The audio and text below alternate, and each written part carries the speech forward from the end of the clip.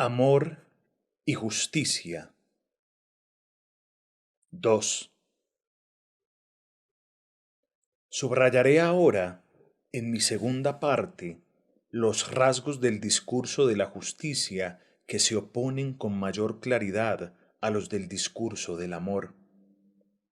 Tomaré sucesivamente la justicia en el nivel de la práctica social, donde se identifica con el aparato judicial de una sociedad y caracteriza a un Estado de derecho. Luego, al nivel de los principios de justicia que rigen nuestro empleo del predicado justo, aplicado a las instituciones. Al abordar la justicia como práctica social, recordé sumariamente lo que son las circunstancias u ocasiones de la justicia, sus canales, en fin, sus argumentos. En cuanto a las circunstancias de la justicia, entendida como práctica judicial, recordamos que esta última es parte de la actividad comunicacional. Tratamos con la justicia cuando se pide a una instancia superior zanjar o decidir entre dos reivindicaciones de partes que son portadoras de intereses o de derechos opuestos. En cuanto a los canales de la justicia, se trata del aparato judicial mismo que comprende varias cosas. Un cuerpo de leyes escritas, de tribunales o de cortes de justicia, investidos de la función de decir el derecho. Jueces, es decir, individuos como nosotros, que se presumen independientes y encargados de pronunciar la sentencia justa en una circunstancia particular, a lo cual no hay que olvidar añadir el monopolio de la coerción, a saber, el poder de imponer una decisión de justicia por el empleo de la fuerza pública. Ya se ve que ni las circunstancias de la justicia ni sus canales son los del amor. A decir verdad, el amor no argumenta, si se toma como modelo el himno de Corintios 1:13. La justicia argumenta y de una manera muy particular, confrontando razones en pro o en contra que se suponen plausibles, comunicables, dignas de ser discutidas por la otra parte. Decir, como lo he sugerido más arriba, que la justicia es una parte de la actividad comunicativa, cobra aquí todo su sentido. La confrontación entre argumentos ante un tribunal es un ejemplo notable de empleo dialógico del lenguaje. Esta práctica de la comunicación tiene incluso su ética. Audi alteram partem. Un rasgo de la estructura argumentativa de la justicia en la perspectiva de la comparación entre justicia y amor no debe perderse de vista. El asalto de argumentos es en un sentido infinito, en la medida en que siempre hay un pero. Por ejemplo, recursos y vías de apelación a instancias superiores. En otro sentido, finito, en la medida en que el conflicto de los argumentos se termina en una decisión. Así, el ejercicio de la justicia no es simplemente un caso de argumentos, sino de toma de decisión. Está aquí la pesada responsabilidad del juez, último anillo de la cadena de procedimientos, en cualquier grado que sea. Cuando esta última palabra del juez es una palabra de condena, el juez se presenta ante nosotros no sólo como portador de la balanza, sino de la espada. Tomadas en conjunto, todas estas características de la práctica judicial permiten definir una primera vez el formalismo de la justicia, no de ningún modo como un defecto, sino, al contrario, como una marca de fuerza. No quisiera hacerme el trabajo demasiado fácil reduciendo la justicia al aparato judicial que hace de ella una parte de la práctica social. Además, debemos tomar en consideración la idea o el ideal de la justicia cuya frontera con el amor resulta menos fácil de trazar. Como quiera que sea, incluso tomándolo en ese nivel, de alguna manera reflexivo de la práctica social, la justicia se opone al amor a través de rasgos bien definidos que van a conducirnos al umbral de nuestra segunda parte consagrada a la dialéctica del amor y de la justicia. Estos rasgos distintivos resultan de la identificación casi completa de la justicia con la justicia distributiva. Es el caso desde Aristóteles en la Ética a Nicómaco hasta John Rawls en Teoría de la Justicia. Ahora nos hace falta reflexionar sobre el sentido de esta identificación. Supone que se da a la idea de distribución una amplitud que trasciende el campo de la economía.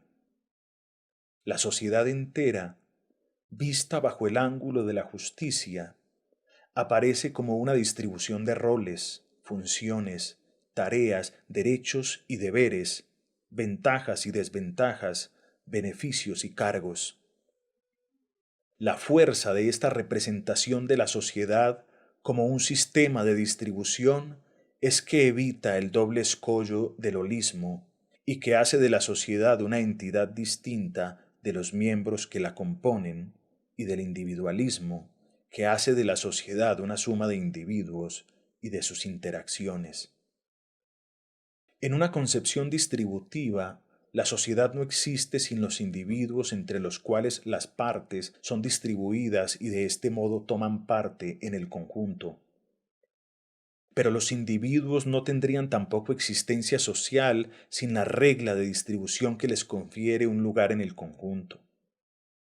Aquí interviene la justicia como virtud de las instituciones al presidir todas las operaciones del reparto. Devolver a cada cual lo que se le debe, sum cuique tribuere, tal es, en una situación cualquiera de distribución, la fórmula más general de la justicia. Ahora bien, ¿en qué es esto una virtud? Con esta pregunta se plantea la del estatuto del predicado justo en todo nuestro discurso moral. Ahora bien, desde Aristóteles, los moralistas buscan la respuesta en el lazo que une lo justo a lo igual. Ya en el plano judicial, esta ecuación es fácil de justificar. Tratar de manera semejante los casos semejantes. Ese es el principio mismo de la igualdad de todos ante la ley. Pero ¿qué sucede con las distribuciones notoriamente desiguales en materia de ingresos y de propiedades, de autoridad y de responsabilidad, en fin, de honores? Aristóteles es el primero que se enfrentó a esta dificultad al distinguir la igualdad proporcional de la igualdad aritmética. Un reparto es justo si es proporcional a la aportación social de las partes. En el otro extremo de la historia del problema encontramos la misma tentativa en John Rawls para salvar la ecuación entre justicia e igualdad en los repartos desiguales, al pedir que el aumento de la ventaja del más favorecido se vea compensada por la disminución de la desventaja del más desfavorecido. Tal es el segundo principio de justicia que completa el principio de igualdad ante la ley. Maximizar la parte mínima.